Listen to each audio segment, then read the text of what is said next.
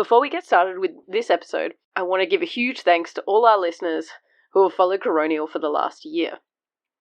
We wanted to give you a quick update that we will be taking a break over Christmas and New Year and returning with brand new episodes in February 2023.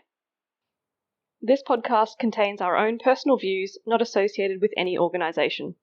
Coronial contains descriptions of death inquests that may be graphic and disturbing to some listeners. Discretion is advised.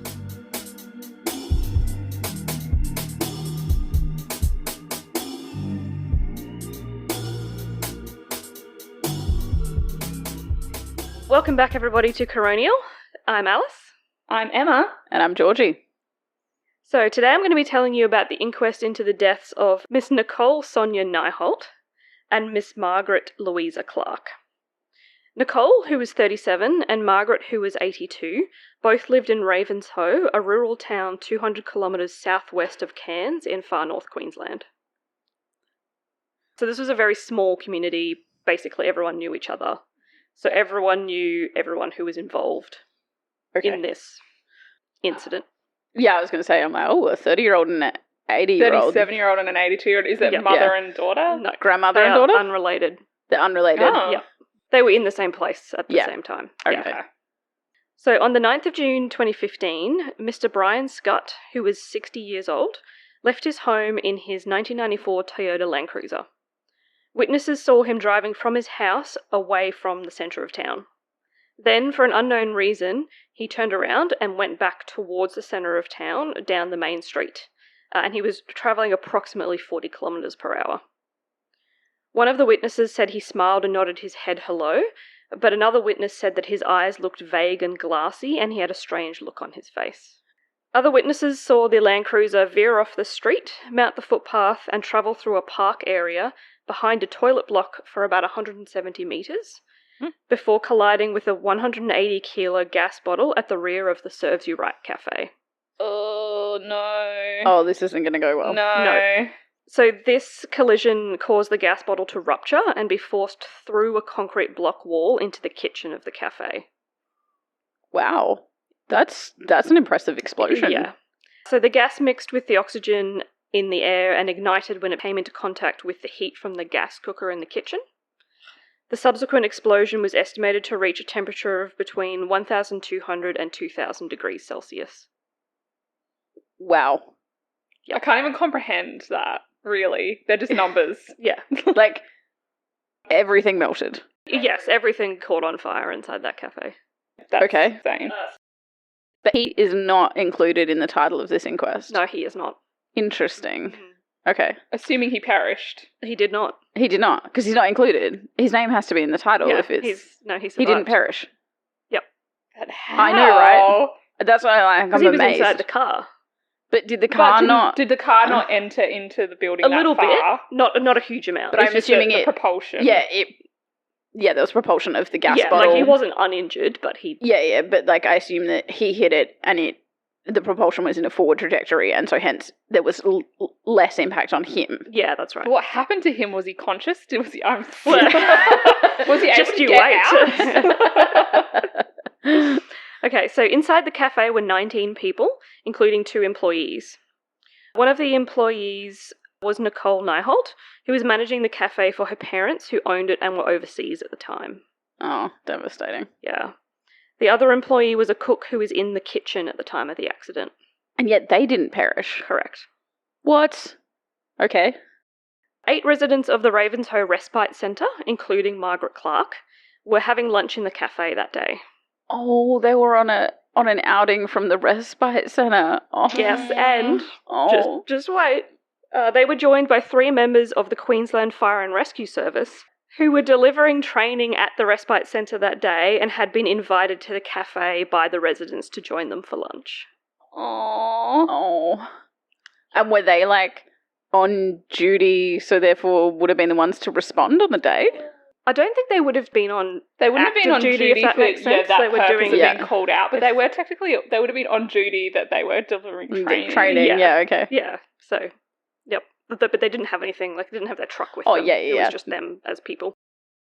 So just before the accident, the cook was working at the oil fryer in the kitchen. The force of the collision caused hot oil to spill onto her, and she noticed fire around her but didn't know what had happened. Like, it was that quick. Oh, yeah. Like, it was only a couple of seconds between the car smashing into the cafe and then the explosion happened. Everyone in the cafe sustained burns, varying from minor hand burns to burns between 10 and 60% of their body. Terrible. 60%. There's actually CCTV footage of the outside of the cafe when this happened. And I assume it just looks like boom. Yeah, it's like there's sort of like, you can see it's not where the car impacts, but you can see that something happens because people are looking, and then all of a sudden there's this big fireball that comes out of the cafe.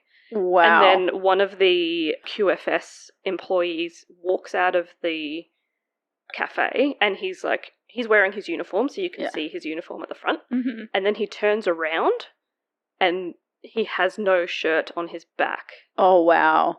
And so Like, it just blew off the back part of his shirt. Yeah, I was going to say, does that mean that, like, it also wasn't a sustained fire? It was just a very quick flash explosion. Fireball explosion, and then it sort of burnt itself out, I guess. I'm sure the things were still on fire a little bit, but it wasn't. There was like a structural fire. No, there wasn't enough ignition source to keep it sustained. Okay. Yeah, because once that gas had been expelled and ignited, it's gone. Okay.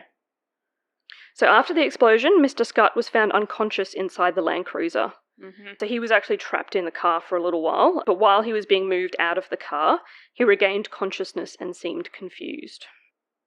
Nicole managed to get out of the cafe herself.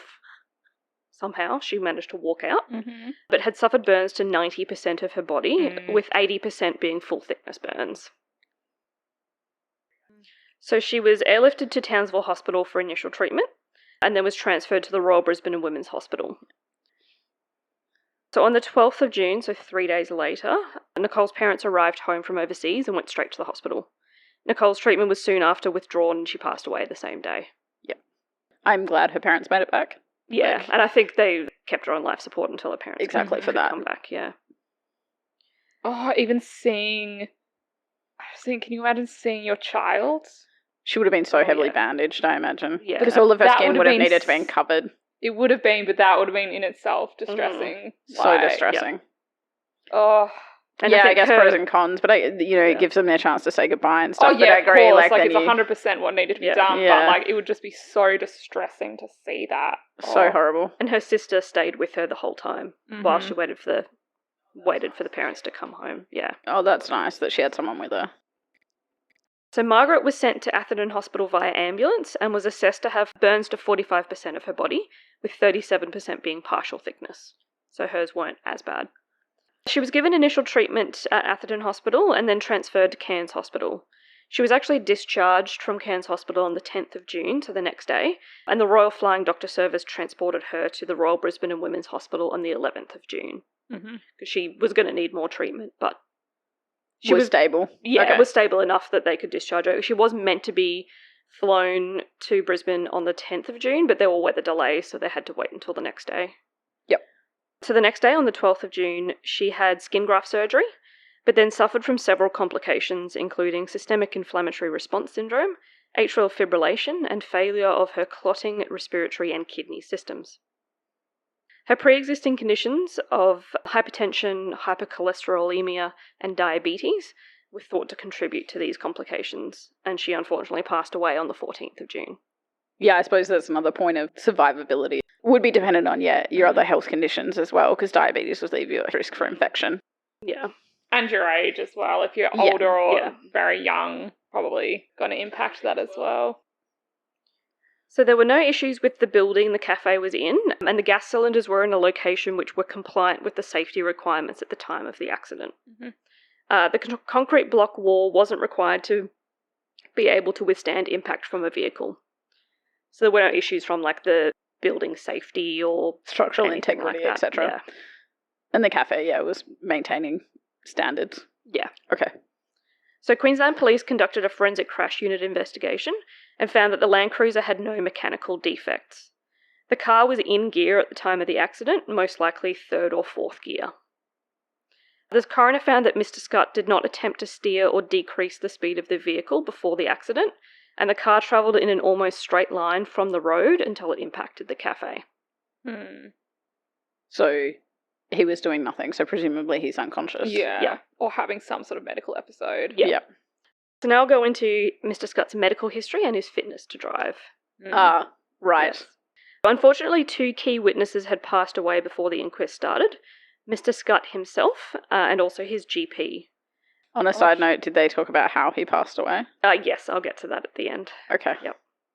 The GP had already provided a statement in response to some of the coroner's questions before his death, so there was some information. Yep. So Mr. Scott was treated by the GP, who was also from Ravenshoe, from 2000 to 2015. And just sort of as a side note, he'd undergone a kidney transplant in 1995. Mr. Scott. Yeah. So he was seeing medical professionals, on a fairly regular basis. For follow-ups for that. Did they say why he needed the kidney transplant? No, it didn't. Okay. No. So on the 7th of March 2004, so 11 years before this accident, Mr. Scott was discovered collapsed and having a seizure on his kitchen floor by his son. When the ambulance arrived, he was disorientated and combative. A CT scan did not show a cause for the seizure, so the plan was for an EEG to be performed. While at the hospital, Mr. Scott was told by 2 different doctors that he should not drive for 6 months. After being discharged from the hospital, a discharge summary was sent to the GP, but there's no actual record that the GP received it. So I was not aware that he had been in hospital for this reason. Right. But that was 11 years prior? Yes. Okay. Mr. Scott visited his GP on 3 occasions in the next 2 months, but those visits were unrelated to the seizure, and there was no record of them discussing his fitness to drive. It seems that Mr. Scott did not tell his GP about the seizure, right, and the GP didn't receive the discharge summary, so wasn't aware that it had happened. Okay. Yeah. On the 4th of June, so a couple months later, Mr. Scott underwent an EEG, which was normal. He visited his GP on the 2nd of August, and the clinical notes confirmed that the GP had received the EEG report and the seizure was discussed at that time. Okay. The GP stated that he probably didn't have a conversation with Mr. Scott about driving since the EEG was normal. Yeah, and they said avoid it for 6 months. If no more seizures, if everything's normal, proceed with life. So the guidelines at the time were that there should be a 3 to 6 month minimum non-driving period when a first seizure occurred, regardless of the test results, whether they came back normal or not. But this relied upon self-reporting or notification by the hospital or the GP, which did not happen. So the second seizure occurred on the 19th of May 2009. Okay, so like 5 years later? Yeah, 5 years later. Okay. When his history was taken by the paramedic, Mr. Scott denied having a seizure or ever having a seizure and did not want the ambulance to be there. However, his wife advised them of his seizure history. Mr. Scott was taken to hospital and initially declined any further testing, but then agreed to an MRI, which was to be done at a later time. So we're going to do a referral for him. Yeah, to go have it. Go and have it done. While in hospital, he told a doctor that he had only stopped driving for 1 month after the first seizure. Okay. His treating doctor advised Mr. Scott not to drive until further notice and told him she would be notifying Transport and Main Roads of the seizure, but the formal notification to Transport and Main Roads never actually happened. The GP clinic did receive the discharge summary from the hospital visit, but the MRI was never scheduled due to an error by the hospital in not following up the referral properly. It didn't really go into what exactly happened, but it got lost. But the GP did get the discharge summary. Oh, good. So the next GP visit was 2 days after discharge from the hospital and was for dizziness. There was no record in the notes that they discussed the recent seizure or that Mr. Scott told his GP about it. There was no evidence that the GP had read the discharge letter received by the clinic by the time of this visit. He may not have even had it by that point. It's only 2 days after he was discharged. Yeah. But the coroner found that the GP became aware of the letter sometime after that visit, but did not contact Mr. Scott for a revisit or to discuss his fitness to drive or the MRI. Okay, yeah. The GP stated that this was because the hospital was organising the MRI and the emergency doctor had already told him not to drive. The coroner was critical of the fact that the GP didn't follow up with Mr. Scott after finding out about the second seizure. The coroner was sort of thinking, like, you've got this patient who's a long-term patient. He came in to see compliant. you recently, and didn't mention this. Maybe you should follow up with him. But it's tricky, though. Like, how far does that kind of duty extend? And this is the problem with our system is really terrible at getting discharge summaries to people. And we expect people to be in charge of their own health, which is somewhat fair, but when you're in clear denial about your seizure history, then or don't have the health literacy to understand what your role is in terms of booking yourself an MRI, it makes it really hard, and it makes the GP's job very difficult as well. And so even if the GP had contacted, would Mr. Scott have followed up on those things? Like, there's also only so much the GP can do. Yeah. On Monday, the 18th of August 2014, Mr. Scott had a further 2 seizures. The first occurred in the early morning while Mr. Scott was at home. His wife called the ambulance, who attended and found him lying down and awake. He denied having a seizure and seemed confused, but the history obtained from his wife gave the paramedic the opinion a seizure had occurred. Mr. Scott refused a blood pressure reading and ECG and refused to attend hospital. So at that point, the ambulance left. Decided that he was in a frame of mind that he was able to decline that, and they left. About an hour later, Mr. Scott's wife called 13 Health, which was escalated to the after-hours GP helpline. Can we explain that 13 Health is just a general health advice line? So parts of the transcript of the call were included in the inquest, which was very interesting. Yeah. So the conversation between Mrs. Scott and the after-hours GP she was talking to. So Mrs. Scott told the doctor that in the 20 minutes since the ambulance left, he had been having the shakes and his eyes were rolling back in his head, which, quote, sometimes he has without a full fit in the past couple of years when he gets stressed or I don't know what happens. So he'd probably been having lots of seizures then? Possibly, yes. Okay. Yep. Mrs. Scott was concerned because Mr. Scott was due to be starting work soon, driving to feed cattle in a remote area. Oh, because that seems like a good idea when you might randomly become unconscious. Yeah. The doctor advised that Mr. Scott should not be driving and should go to hospital. So a conversation between Mr. and Mrs. Scott is overheard at the end of the call, where she tells him they need to go to hospital and he adamantly refuses. To the point of swearing at his wife, saying, I do not want to go anywhere, you can't make me. Yeah, okay. Is he in his right mind if he's on and off seizing? How do you define it? And she's probably not in a position to force him, so she'd have to call. Yeah, and then the ambos would get there and then they wouldn't be able to do it anyway. So, rock and a hard place, absolutely. So they eventually get to the point where Mrs. Scott calls the ambulance again to organise transport for him to hospital. And he, at that point, agreed to get in the ambulance, but seemed annoyed and refused any medical examination. Okay. So they are just a glorified taxi at that point? Yes, because he that's won't let them do frustrating. anything. When he arrived at hospital, Mr. Scott told the doctor about his seizure in 2009, but didn't mention the one in 2004, and the emergency doctor didn't review his hospital records to see that there was an earlier one in His 2004. wife really needed to go with him and tell them the truth. I think maybe she was with him. Yeah, right. But they don't mention that she was involved. He mentioned that previous tests had been normal, so no referral for further investigation was made after this seizure. Sure. Seems fair based on the history that the doctor got. Yeah. Just wasn't an entirely factual history. Yep, complete. Mr. Scott was advised not to drive for 2 years and was encouraged to see his GP. So at this time, the emergency doctor was not aware that she could notify Transport and Main Roads of Mr. Scott's condition, and it was only through the inquest that she was made aware that she actually had that ability to do that.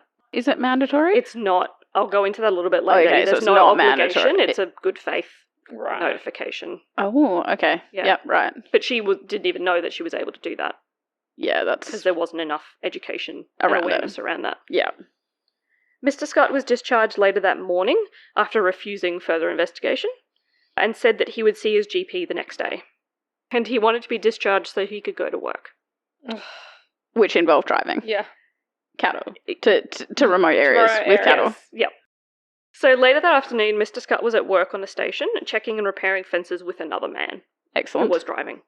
So Perfect. he wasn't driving at this point. At about midday, when the other man was driving them back to the homestead, Mr. Scott had another seizure in the car. An ambulance was called and attended, and Mr. Scott agreed to be assessed, but not to be taken to hospital. He did agree to be taken to his normal medical centre so that he could be assessed by his GP. But when they got there, they arrived outside of the medical centre's opening hours, so Mr. Scott wasn't seen by his GP, but he did say he would go and see them the next day. I'm assuming he didn't, though.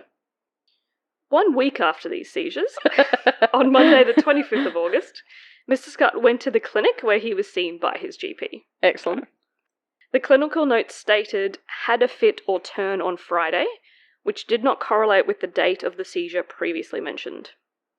So either this was because there was an additional episode on the Friday. Or he was still confused about what day it was. Yeah, or he just gave the GP the incorrect date. It was like, oh, it was about a week ago on Friday. I've had so many of them now, I can't remember which one we're referring to. Exactly, yeah.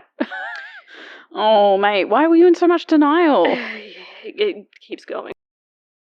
There is no evidence that the GP had read the discharge letter from the previous Monday, and the clinical notes didn't give any further information than the very brief mention of had a fit on Friday. Okay. This was the last time Mr. Scott received any medical attention in relation to seizures until the accident on the 9th of June 2015. And sorry, when was that last review that he just had? 25th of August 2014. Okay. So 12 months. Yep. Or almost. 10 months. 10 months, yeah. Sorry, thank you for Thanks for doing that quick specifically math. counting. That's not my strong suit. So the evidence heard in the inquest found that Mr. Scott's physical and mental health deteriorated in the months leading up to the accident. Yeah, because he was having seizures all the time. Yep. He was withdrawn and acting paranoid, saying that the police were looking for him and that he was going to go to jail. Did he, I don't know, this is probably a weird question, but is it, scary to have a seizure? Or, was he really comprehending what was happening to him when it was happening? So the bit where he was combative afterwards and stuff is not uncommon Right. post a seizure because you're in this confused state that can sometimes take a little bit of time to wear off. Mm-hmm. And my understanding is that if you're having a seizure, you kind of don't have a memory of it because your brain's not functioning. But if you're then repeatedly having seizures, I don't know how you lay down new memory and have a cognitive function because your brain is having to essentially hardwire. It's like turning the computer on and off again Right. all of the time Mm-hmm. that you don't get great functioning out of. Yeah. So this paranoia and stuff, is that a true mental health deterioration as a organic mental health pathology, or is this because his brain is no longer functioning well because he's actually just having seizures all the time? And then you don't know how he's associating the seizures with always being followed up by ambulance people or medical practitioners, and he probably, if you don't have memory of it, he just gets told you've had a fit. Yeah, you know what I mean? And he's like, what are you talking about? I don't remember that. Yeah, exactly. Yeah, exactly. And people are going to react different ways. Like me personally, I'd be like, help me, what's happening? Well, I feel bad for the poor co-worker. Did he even mention that he'd been to hospital that morning? The co-worker that's driving him and he just had a fit would have been holy, terrifying. What's going on? Yeah, look, it's sad that he was in so much denial about it, and it doesn't appear super clear why he really wanted to pretend like it wasn't happening. Yeah. So as well as acting paranoid, he mentioned for various people that he had chest pain, chest cancer, a heart attack, and bowel cancer, none of which he was ever diagnosed with. He was telling a lot of different people a lot of different things about what was going on. He also mentioned blacking out and falling onto the floor. That would almost certainly have been a seizure. Yes. His son gave evidence that he seemed very stressed in the month leading up to the accident. A number of people asked Mr. Scott if he was okay driving, including his wife and his son. He brushed them all off. That's hard. Again, when you're family, have you guys been through family members where, especially once they start getting elderly, it comes to that question of should you still be driving? And it's such a hard conversation to have. People don't want to lose their independence. Yep. And the evidence from the inquest was that his marriage wasn't one where his wife had that much say. It was an old school marriage where he would get annoyed or angry and she'd just drop it. Yeah, just ignore her, and she had not much say. So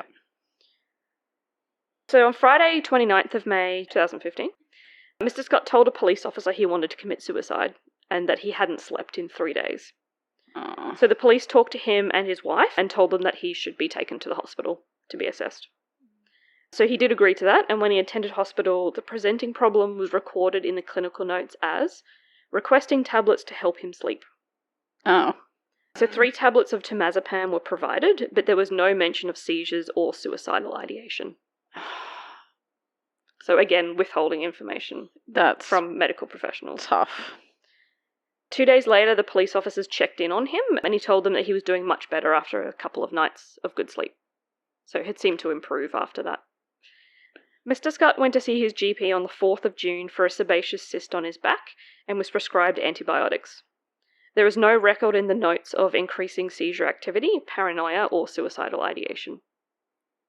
So again, not talking to his GP about what has actually been happening in his life. About a week before the accident, Mr. Scott told his wife that he was having trouble with his balance and he had fallen over. She suggested he see his GP because of his shakes, but he wouldn't listen and just talked about the police taking him away. I mean, I guess last time he talked to a police officer, they made him go to hospital, so I can kind of see that association. Yeah. About 3 days before the accident, Mrs. Scott tried to talk to Mr. Scott about his driving and that she was concerned about it, but, quote, all he did was kind of wait for me to get out of the way so he could see the TV. That makes Sorry, me so sad. I love how much lives are dictated around the TV sometimes. Yeah, but so, that is devastating. She tried to talk to him about it, but he was not having a bar of it. He was not listening, not entertaining it at all. No. So on the morning of the accident, Mr. Scott called his wife while she was at work to tell her he was unwell. He sounded like he was vomiting or about to vomit. She didn't want to tell him to stay home, but asked him to go back to bed if he was feeling unwell. He also called a friend to tell them he was sick and that he was trying to get in touch with his wife. The friend told him to call the medical centre to see if a doctor could come and see him, so do a house call, to which he replied, quote, yeah, righto, mate, I'll talk to you a bit later. Oh, okay. Is that a, like...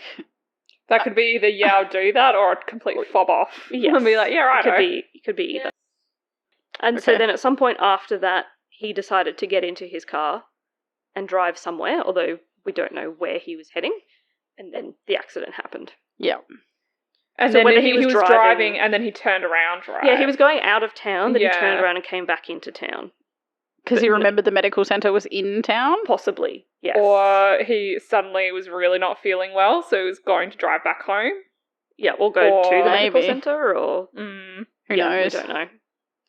Immediately after the accident, Mr. Scott seemed confused, incoherent, and he actually thought he was at the medical centre. Right. Okay. So he probably was. He probably was trying to get there. Yeah. An ECG and an echocardiogram showed no abnormalities, so a heart attack or arrhythmia was ruled out as the cause of the accident. So a mental health assessment was performed after the accident. His wife advised the psychiatrist that 2 episodes of twitching after the last hospital visit in August 2014 were not investigated in a hospital. He had been having intermittent shakes for the past 2 months, a history of paranoid behaviour for the last 3 months, frequent complaints of nausea, muscle aches and shoulder pain, headaches after the shaking episodes, and sleep disturbance for the last 3 months. So the inquest evidence also showed that Mr. Scott had had at least 1 episode of a blackout while a passenger in a car, it was while his wife was driving, and that he had told his wife he'd run off the road while driving his car at one point. Why did he get back in the vehicle? Is clearly why his wife was trying to talk to him about not driving. I think some people are just so stubborn and they don't think about the consequences beyond themselves. But the consequence to himself was still there. If he ran off the road, he knows he can still harm himself. But I think that's a risk that he... But also it sounds like that morning he wasn't particularly in his right mind anyway. No, that's true. Even if he had elected not to drive generally other times, that particular day he was not... He wasn't able to make sensible decisions anyway. Yeah. So Mr. Scott was charged with 3 offences after the accident. Dangerous operation of a motor vehicle and 2 counts of dangerous operation of a motor vehicle causing death or grievous bodily harm. These charges were referred to the Mental Health Court on the 9th of February 2017, and on the 7th of September 2018, it was determined that Mr. Scott was not suffering from unsoundness of mind at the time of the accident, but that he was unfit for trial, so the charges were dropped. Yeah. Unfit for trial on what grounds? It didn't go into why. Okay.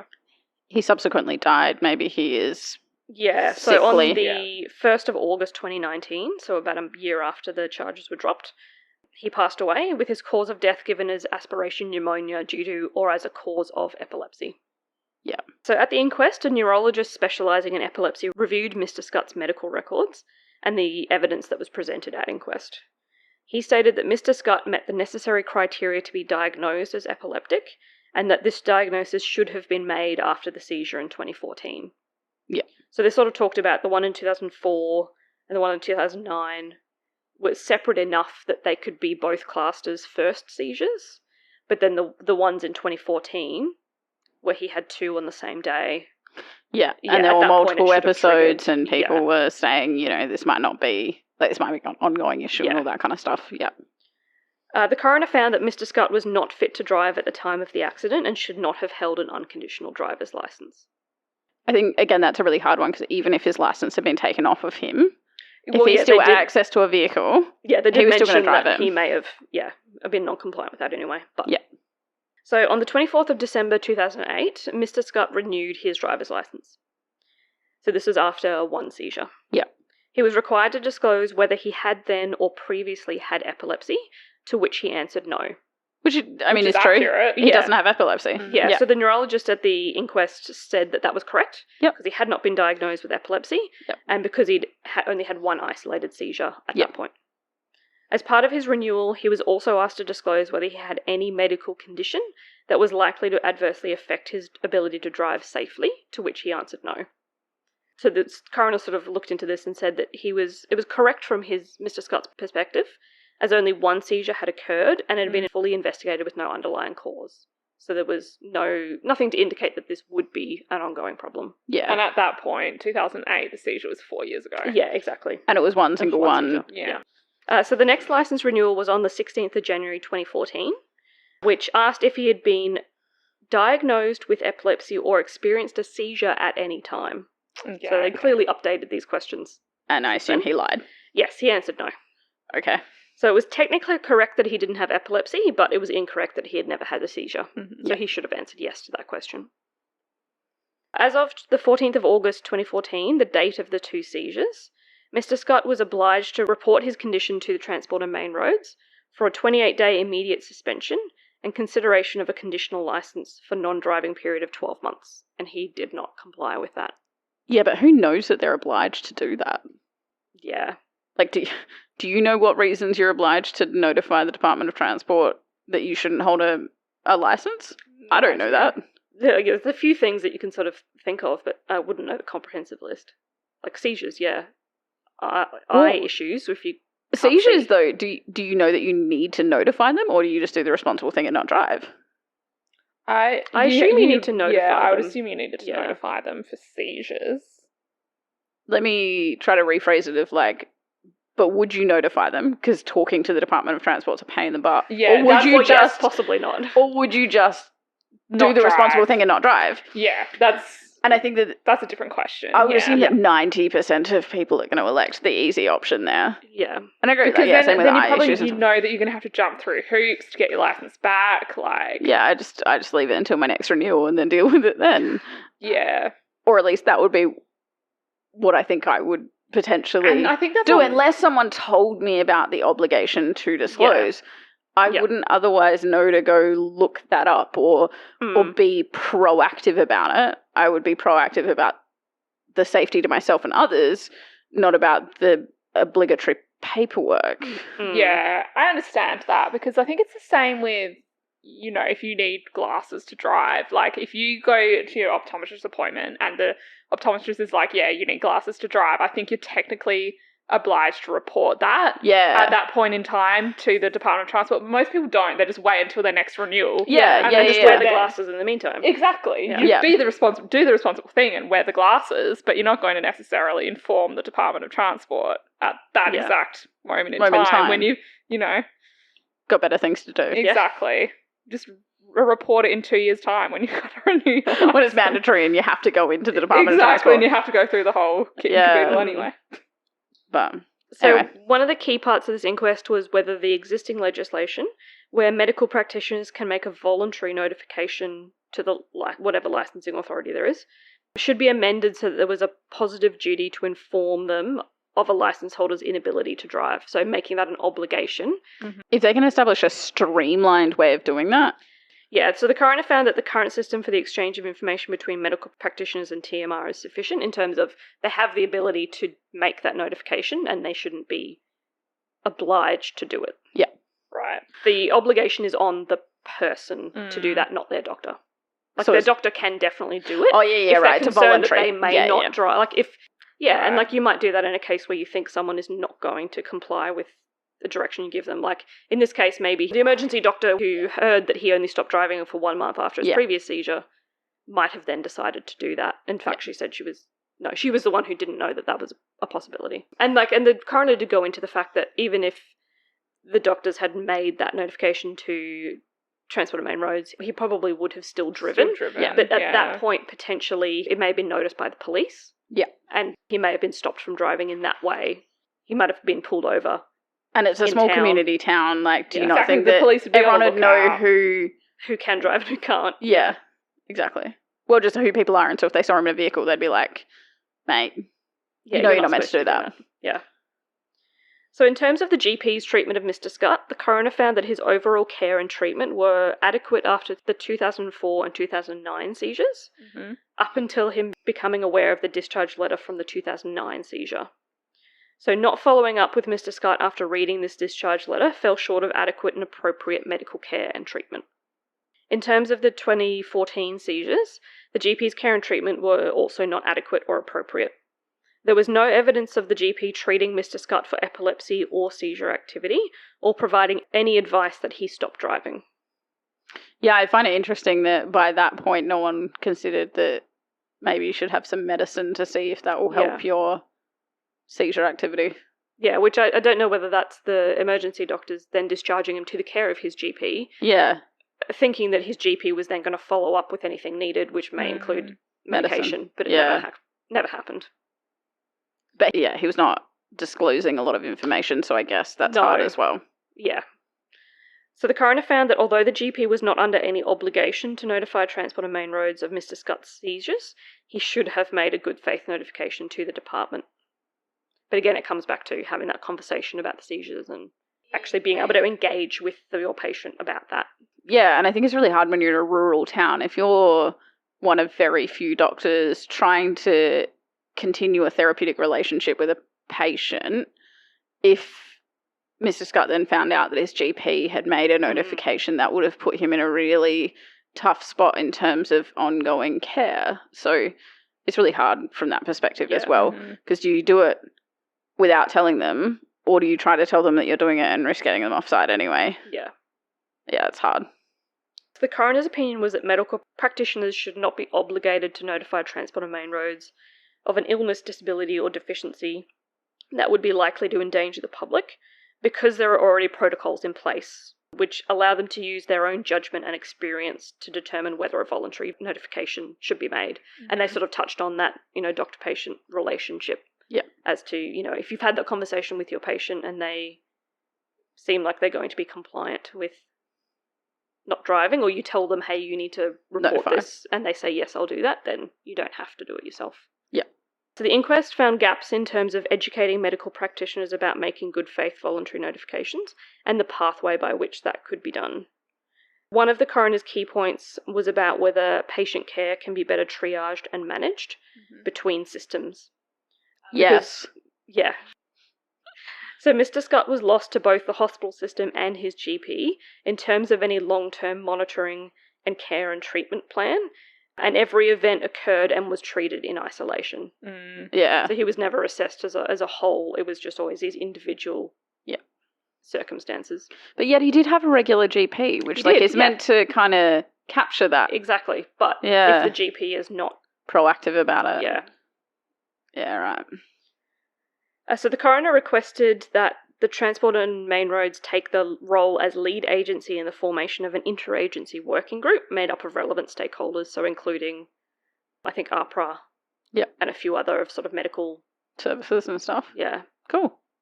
So the coroner's recommendations were that the working group develop an ongoing education and awareness campaign directed to all medical practitioners in Queensland, and that it be specifically developed to educate them about the pathways that already exist to report patients directly to the licensing authority in circumstances where, you know, they're looking at that fitness to drive and those guidelines. Yeah. That a working group of relevant stakeholders review the current standards and guidelines in terms of continuity of care, discharge and handovers relevant between doctors and patients, and doctors, and hospitals and general practitioners. So related to that one, the coroner noted that the Cairns Hinterland Hospital and Health Service have developed and implemented a procedure for discharge summary distribution, with an emphasis on the communication between doctors and patients and doctors for ongoing care. So there were a few things that changed. A last recommendation was that consideration be given to a community campaign targeted at licence holders, so the public, reminding them of their obligations to report to TMR any medical events, including seizures and epilepsy, which may impact on their fitness to drive. And I don't know that I have seen any of that. I didn't look into whether it had actually been launched. I just don't know the value of that. I just think, as a person who drives, if I had a medical episode like that meant that I had to report something to the Transport Authority, I don't know, like... I agree, yeah, I just feel like I'd want to take it on myself. I wouldn't feel like... That's exactly right. Like, and if you're responsible enough to stop driving... Yeah.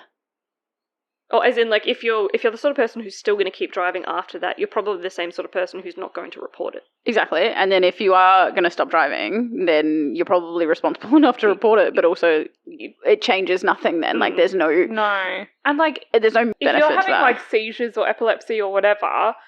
You've had this major life change you just found out about. Like, you're probably trying to process that, and then to have your license taken away. Like, I'm not saying you would drive. Like, I'm not advocating for that. But then to have something else stripped away from you. Yeah, the suspension of it versus we encourage you to make sure you're not having ongoing seizures before you get back in a vehicle. Yeah, it's a tricky one. I don't know. It is tricky. So I don't know, like... How you personally manage it.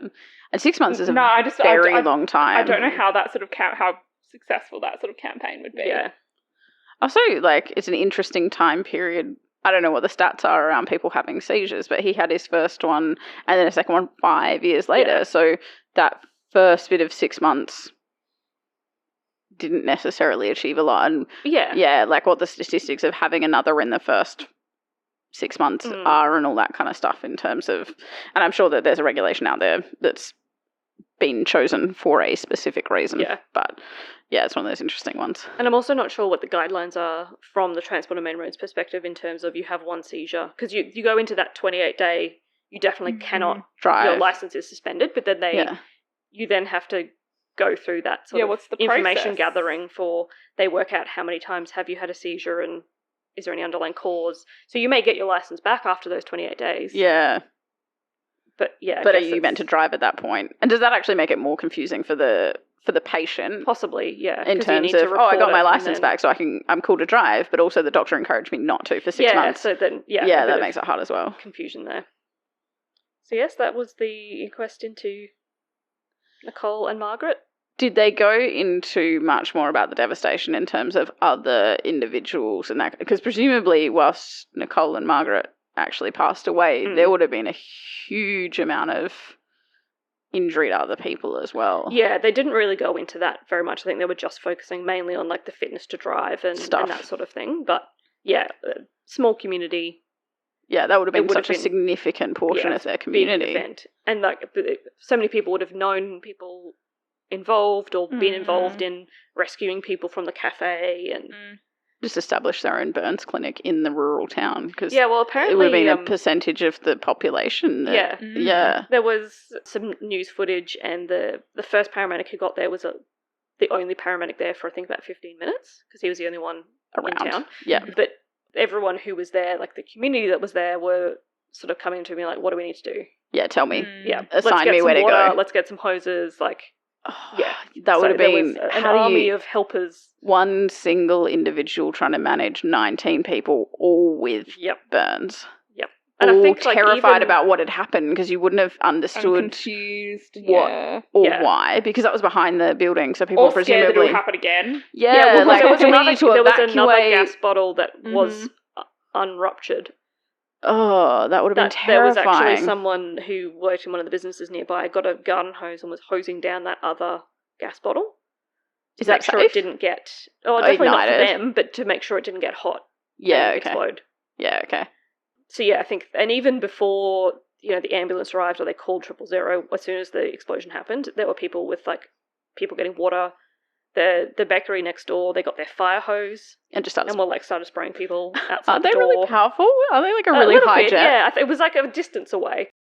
But yeah, so there was a lot of people that stepped in to help that day. What was the population of that community? I think it's around 900 at the So- time. That is such a benefit of some of those small communities, though, Yeah. right? When you kind of have an idea about, you may not necessarily know them, but you've got an idea of who they are or Yeah. who they're related to in a community. That I imagine the community spirit would have been absolutely alive that day. But Yeah, also and it would have just been devastation. hard for them as well because so many of them knew Mr. Scott as well, had been Yeah. friends with him for many, many years. Yeah. And so to know that he was the person who had caused this. I don't know, for me, I got to keep reminding myself he was unwell. Yes, Yeah. yeah, he was. There was no intent. No. He should have not denied his epilepsy and taken more advocacy for his health, but he was still unwell either way. And he still hadn't been followed up by his GP Yeah, adequately. to help with that. Yeah, so there was, again, Swiss cheese model of lots of different things. Always, every contributing. week. Every week. Yep. All right, well, thank you very much. So, Thanks Yeah, for that was a listening. very interesting one. I'm frustrated, but somewhat understanding as well Yeah. at the same time. Which is probably most weeks as well. Well, yeah, that's true. That's a good point. Yeah. That's it. Cool, well, thanks for listening, everyone. No worries. Thanks, everyone. We'll catch you later. Bye. Bye.